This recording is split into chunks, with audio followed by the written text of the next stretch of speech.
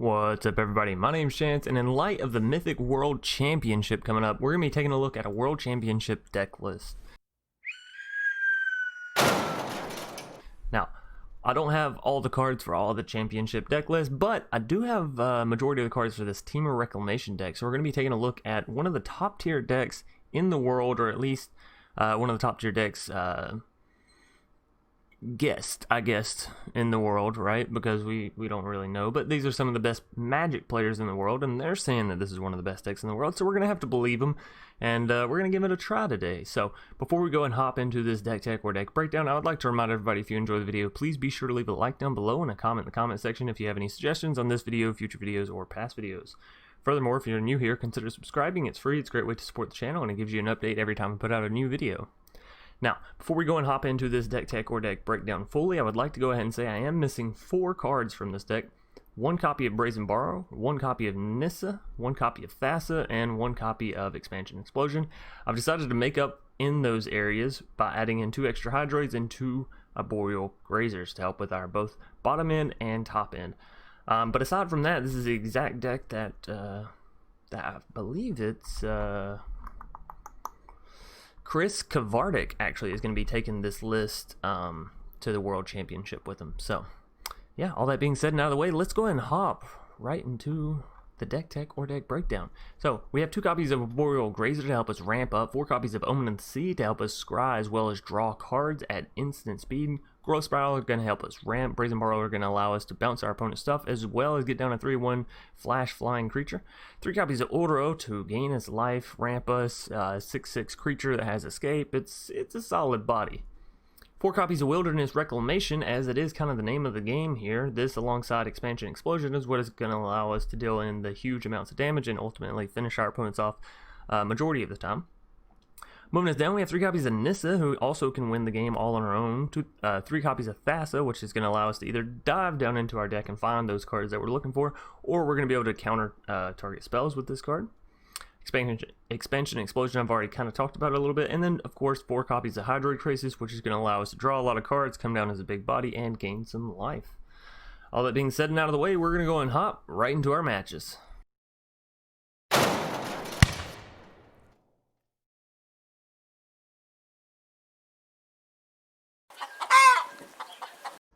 Tosh. Wow, like Tosh.0. Gonna be our first foe for the day. Ooh. Seems a bit greedy. We get to go first. Let's take a mulligan. Okay, sure. And I'll just toss back one of these Nissas. So we'll play our Stomping Ground down, pay the 2 life, and then get down a Grazer, followed by a Temple of Epiphany. Turn 2, we'll get down Odoro, see if we can't... Yeah, honestly, if we're going to be getting down in Odoro, why not have the potential to play out more lands, right? So again, shock this in, play this, and we'll get down the Temple of Mystery as well, draw a card, gain 3 life, all that fantastic stuff. So we're already up to 4 land. I don't want a Growth Spiral, actually. I'd prefer another land if at all possible, so that way we can get to that Nissa relatively quickly and easily. Our opponent's still on 1 mana, so yeah, if I could get to Nissa before they even get to really playing their cards, that would be ideal and fantastic. So Tosh gonna be in for a bit of pain here. Actually, they're just gonna scoop it out because we got that Nissa down, what, turn 3, turn 4? Crazy, absolutely crazy. So game 1 being picked up by us, I don't know, extremely quickly. Alrighty, on to a game 2. Marcelo, or Marcello, I don't know. I guess it depends on their country of origin on how you pronounce that name. Alright, Marcelo or Marcello, because sometimes the C makes a ch sound. Any hoosers, we will wait for our hands to appear. Bada bing. You know, this isn't terrible. Growth Spiral allows us to ramp. We go Temple of Mystery into a forest, into a Temple of Abandon on the Growth Spiral. Yeah, I mean, it seems fun. Granted, we don't get to go first, which in Magic is a huge leg up, gotta say. Ooh, are we up against mono white? I always enjoy games against mono white, whether they be life gain or mono white weenies, and it's a bit biased, I'm not gonna lie. It's mostly because I really love mono white. Don't want a Thassa's Intervention, actually. I think I'd rather have more land. We're not quite to the point where I'm happy with anything but that, right? And then we have, of course, our Omen of the Seas, our Nissas, things of that nature to kind of defend us out. A Johnny's Pride Mate, so it is going to be a mono white life gain deck. So our best answer here, well, at this point, is probably going to be bouncing the Johnny's Pride Mate with a Brazen Borrower, if I had to guess about it. Passionate Orator. Well, that's not good for us. Yeah, let's go ahead and get a Growth Spiral on. We'll see what we can draw out here. Another land. Well, we are ramping. It's plenty of land for the Nissa now, at the very least. See what we can hit on our scry. Wilderness Wreck. Let's see. We can play that next turn. I think I'm going to keep that on top. Wilderness Wreck can, it theoretically, if they don't gain too much life, of course, can get us there fairly easily. But again, them getting that Johnny's Pride Mate so early is very, very deadly to us. I guess I will shock that in. We'll hope that we don't just straight up die on this next turn, which if they throw down a Linden, honestly, Linden has the power. So we'll have to hope that we can take care of this Johnny's Pride Mate sooner rather than later. We can deal Banishing Light on my Wilderness Wreck. Well, that's not good. Let's go ahead and Omen of the Sea. Yeah, that Wilderness Wreck was going to be our ticket to this game, but that's okay. Into a Nissa and a Grazer. Well, the Grazer does defend us. I actually think I like the Grazer on top. Alright, so they're going to take our Wilderness Wreck. Question is, can we even get to the Nissa on this following turn? We're about to take 7 points of damage. We're down to 6 life. Shock that in. We're down to 4 life. We play the Nissa. Realistically, this game's over. Marcelo, mono white life game, taking us out very easily. So that is the problem, I guess, with Team of Reclamation, is it can be a bit too slow, right? Of course, our friend Chris or whatever, obviously not our true friend, but the people playing this in the Mythic Championship aren't going to have to worry about mono white, but they're going to have to worry about mono red, which hits, honestly, really, really quick. So we'll see. On into a game 3.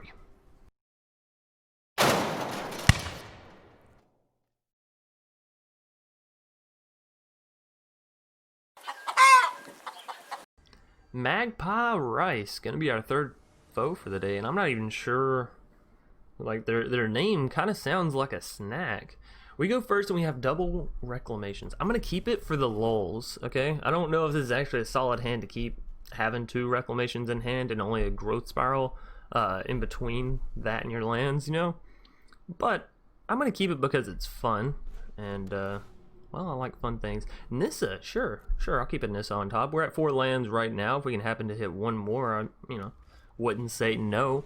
Our opponent's going to be playing mono red aggro, so yeah, be ready. The World Championship decks are going to be everywhere.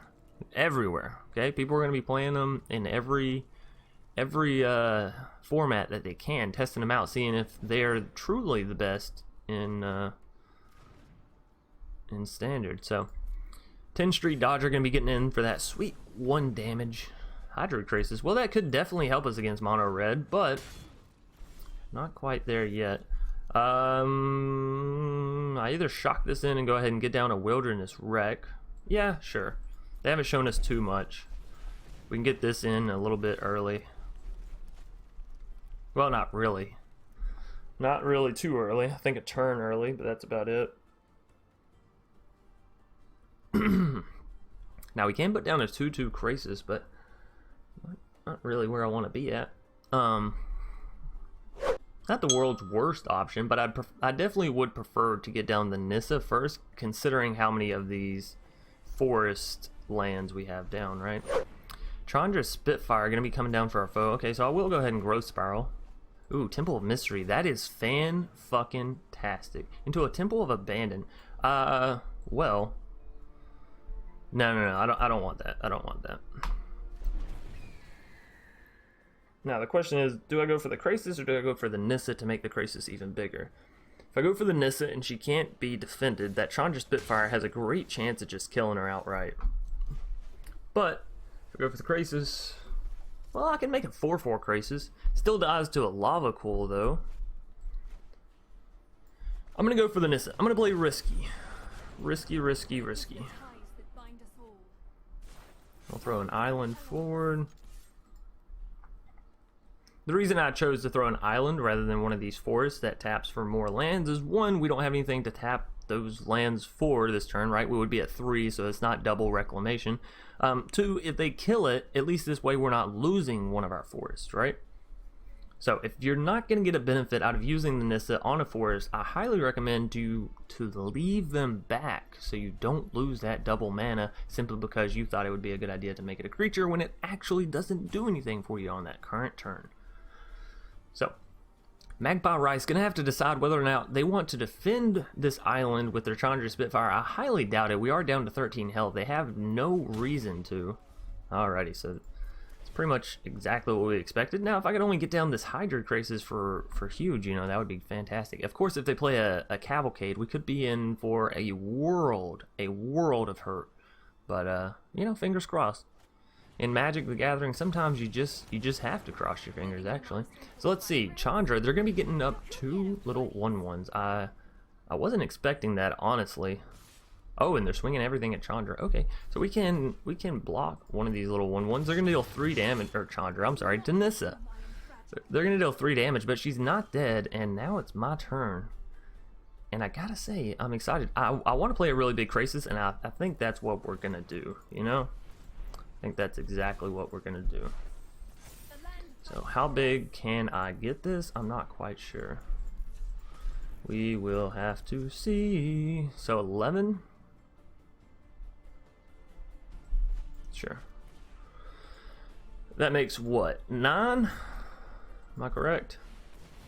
Big ol' 9/9. Let's see Mono Red deal with that. So we're back up to 17 health. Drawn several lands. We'll play that in, and then it'll untap thanks to the Wilderness. We can play the Brazen Borrower at instant speed if they do get a Cavalcade down, right? We can always bounce either the Cavalcade or we can bounce Chandra's Spitfire.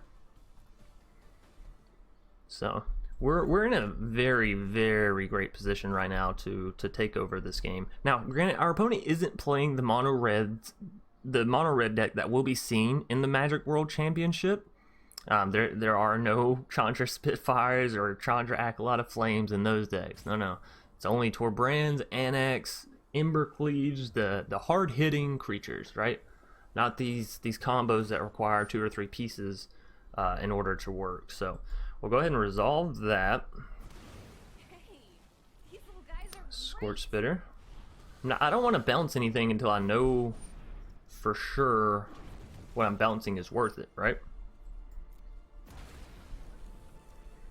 So they have a whole bunch of creatures. Are they just gonna swing in with everything? Is that their goal? It is indeed. Okay.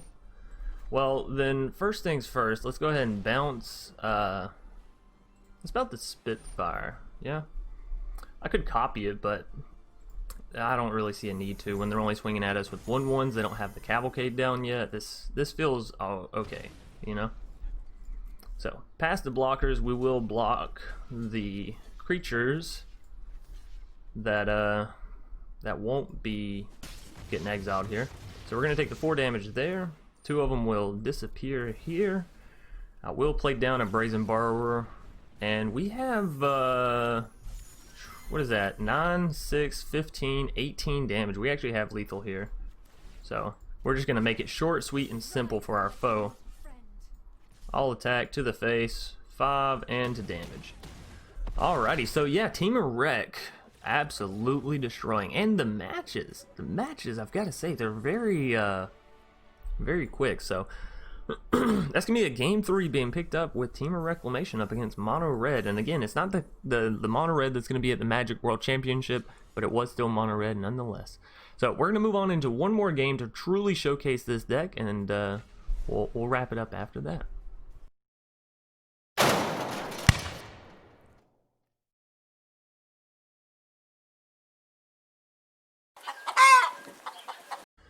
Subatomica, gonna be our fourth and final foe for the day. Subatomica. Sounds like a really cool name.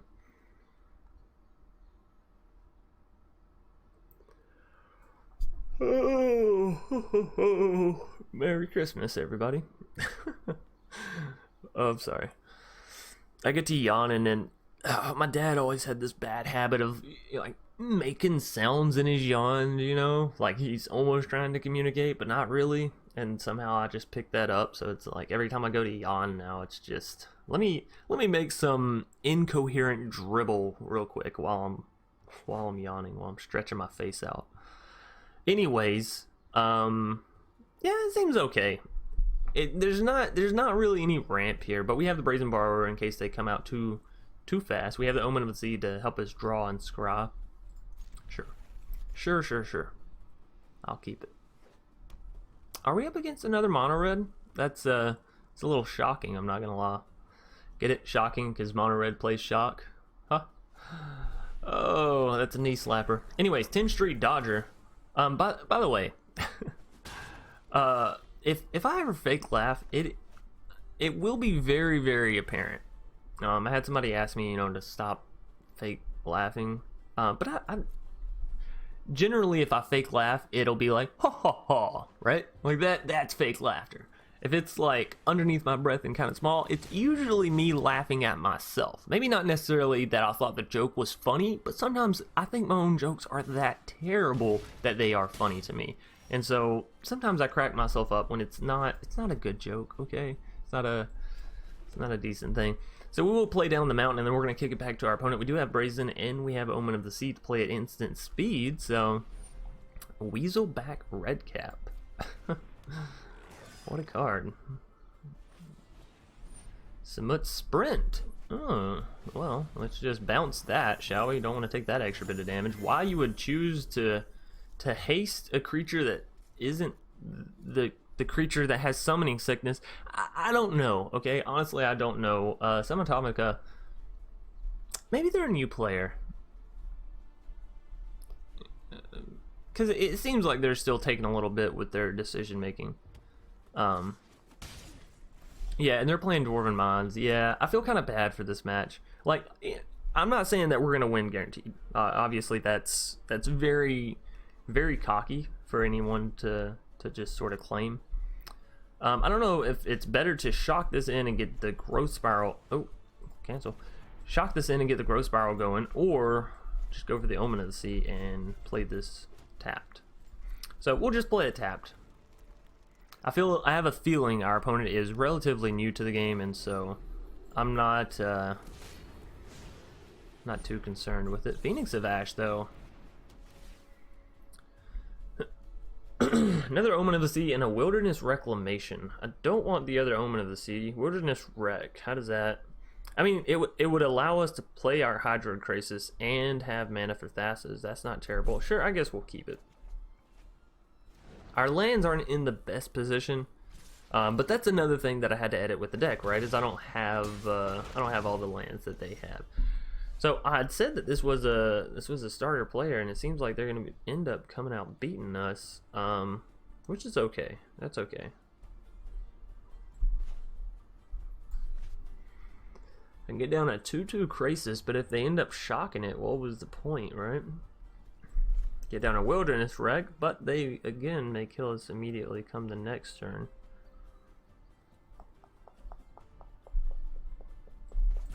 Alright, well, let's shock this in. Let's get down the Wilderness Wreck. And I guess fingers crossed. Right. That's oh, whoops! That's a whole whoops on my part, and this, ladies and gentlemen, is why I'm not going to the Mythic World Championship, or really why I don't even try. Okay, y'all would see me get up there and then first game make a mistake like not remembering my opponent has Castle Vantress and kind of taking it on the chin. So that is going to do it for our matches today. I hope you all enjoyed this showcase of Team of Reclamation. I hope you're all ready for this Mythic Championship Worlds event. I gotta say, it's very interesting seeing mono red at a actual World Championship, right? You know, you kind of expect it at the Mythic Championships. People are like, oh, maybe I can just ease my way through to a victory or to a top spot, you know. But at actual Worlds Championship, where you're not competing for a spot, you're competing for the spot, right? You're not going for third place at World Championship, you're going for first. So the people playing mono red at Mythic World Championship, they truly believe that it's going to get them first place, and for that, I am so very excited to see how this goes. We have Jeskai Fires, we have Jund Sacrifice, we have Azorius Control, you have mono red. Honestly, the decks, they are spread, and I enjoy that. It's so much better than seeing 60% Oko, right? I think at least for right now, that Standard's in a pretty good place, and I am very, very excited for this weekend to see how these decks do against one another, and in the hands of literally the best players Magic has to offer. So thanks again everybody for watching. Hope you enjoyed. Hope you all will be tuning in this weekend. All that being said and out of the way, I am going to go ahead and get out of here. Thanks everybody again. As always, I'll see y'all either later tonight or tomorrow. Peace.